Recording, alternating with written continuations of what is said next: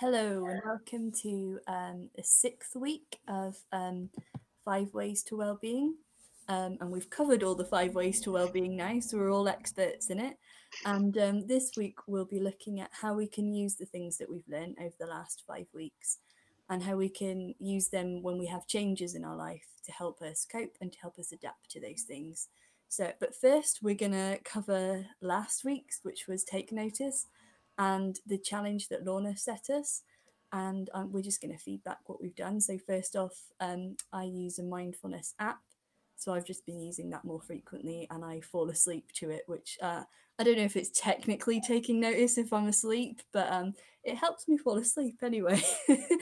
What have you been doing, Mary? I tried a free yoga video on YouTube. I wasn't very good at it, but I did give it a go. So how about you, Lorna? I did the sunset thing because I'm into sunsets, and rather than photograph it and put it on Facebook, which is my usual thing, I actually sat down and looked at it and watched it, which actually was a lot more healthy than just photographing it and then walking away and thinking, oh, that was pretty. And Lizzie?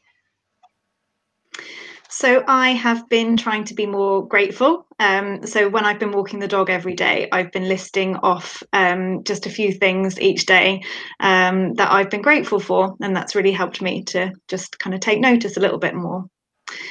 So today we wanted to talk about how we can use the 5 ways to wellbeing to cope with change.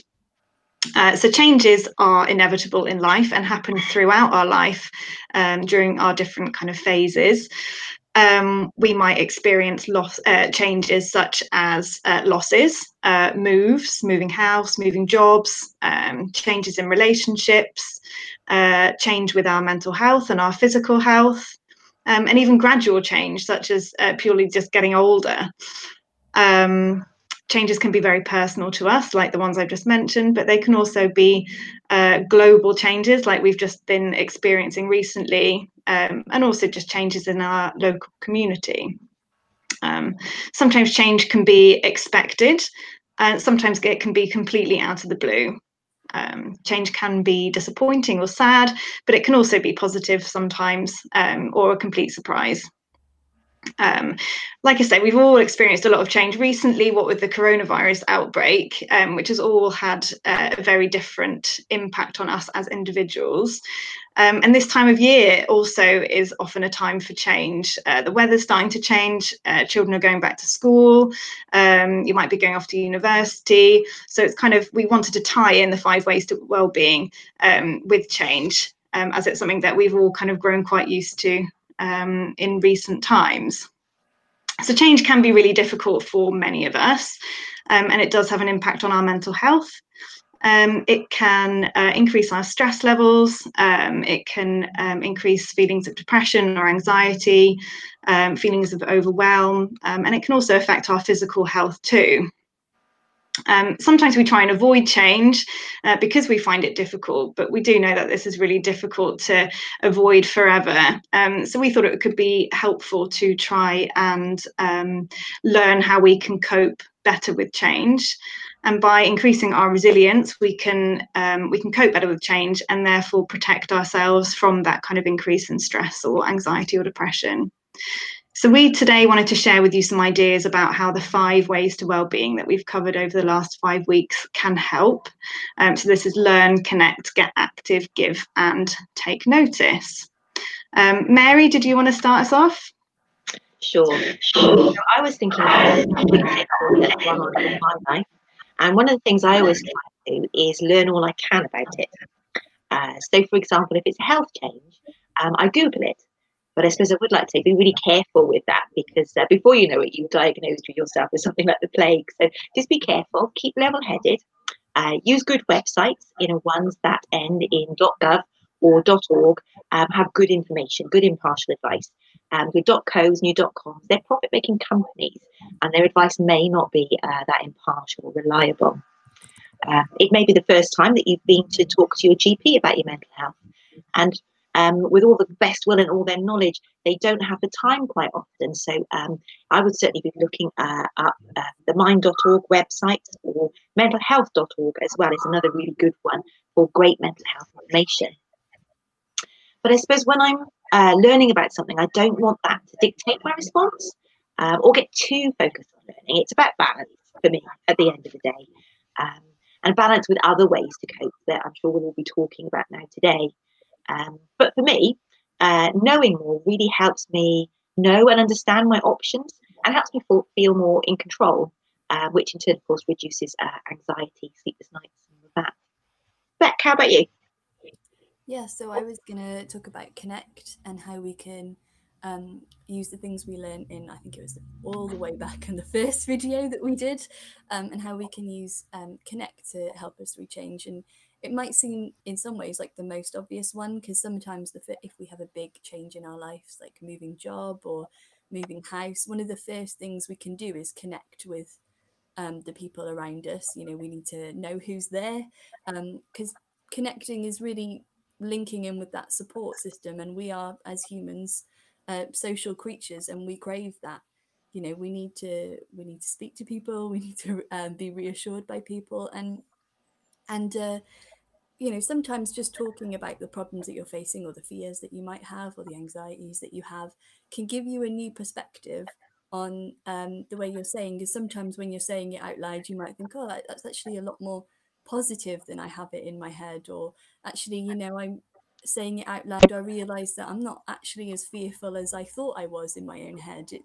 It's having that balance to you know, sometimes you get stuck in your head, don't you, and saying it out loud can pull you out of you know, some really tough spots. And it's not just the people around you that you connect to, it's also organizations, you know, organizations like Mind, organizations like Credu, and other things like that that can help support you through any changes or any difficulties that you might be having. And it's one of the easiest things that we can do to help ourselves. I think it's Lizzie now, is it? So I wanted to talk a little bit about how getting active can help us to deal with change. I think that looking after our physical health in general can be really, really helpful when experiencing change. So, yeah, maintaining an active lifestyle, eating well, getting enough sleep, that can all be really, really helpful. I think in terms of being active specifically, that can really help to allow yourself just to have some time for yourself, which can be really helpful when you're processing a change. Likewise, how, like Becca was just saying, if you want to get active with other people, that can also help with feeling connected with others, if that's something that's going to help you through a time of change. I think having a routine can be really helpful as well. And exercise can be a really good way to form a healthy routine. So it could be something like going out for a walk in the morning, or after dinner, or on a certain day with a certain person. And I think having that kind of structure and routine when life is changing can really, really help. It can also help with feelings of feeling a little bit more in control with the things that are going on for you at the moment. So hopefully, yeah, kind of staying active or increasing your activity can help during a time of change. I think it's also really important to think that good change or things that you're looking forward to can be really stressful, like going to university or getting married. Even though you're really excited about the prospect, it's the whole planning and everything else. And that change can be momentous. And it's really important to acknowledge that even though it's something good in your life and something that you're looking forward to, it can be stressful. So you need to give yourself time and space to think it through and acknowledge it and say goodbye to that's passing, whatever that may be, good or bad way. But you have to give time for that goodbye. And you can't control everything. At the end of the day, we're all only human, and things are going to go wrong. Doesn't matter how well we plan for them. So I think it's important to think about it in a way that whatever goes wrong, that could be a humorous story for the future. And actually, you can find humor in the worst of things. I know I have, through bereavement, that there are strange things that happen that later on in life you think, actually, that was quite funny, or could be quite funny. So that laughter is also something that you need to hang on to, because laughter is so good for us. It increases all those feel-good things in our minds and reduces all the stress hormones. and laughter just helps us get through things. So give yourself time, give yourself, more importantly than anything, a break. So give yourself time and space. And if you've got somebody else that you know is going through change, just a kind word could make a difference. Sending them a card, just acknowledging that what they're going through is a big change for them. So it's about giving. Give to yourself, give to others, but most importantly, give yourself a break and be kind to yourself. I think that's about all I have to say on it, really. It's, yeah. Okay, Lizzie, I'll hand over back to you. I agree with what you've just been saying, Lorna. I think that ties in quite nicely to the fifth way of well-being that we were going to talk about, which is taking notice. And I think often with changes, we are tempted to avoid them because they are stressful, but actually being present and as you experience a change can really be helpful. Just acknowledging those feelings that you're experiencing and allowing yourself to feel those feelings, acknowledging that it's a really difficult time, and just being accepting of the fact that things might be difficult for you at the moment, and like I say, kind of feeling those feelings when it might be very tempting to kind of bury them and push them aside and pretend that actually this isn't going on.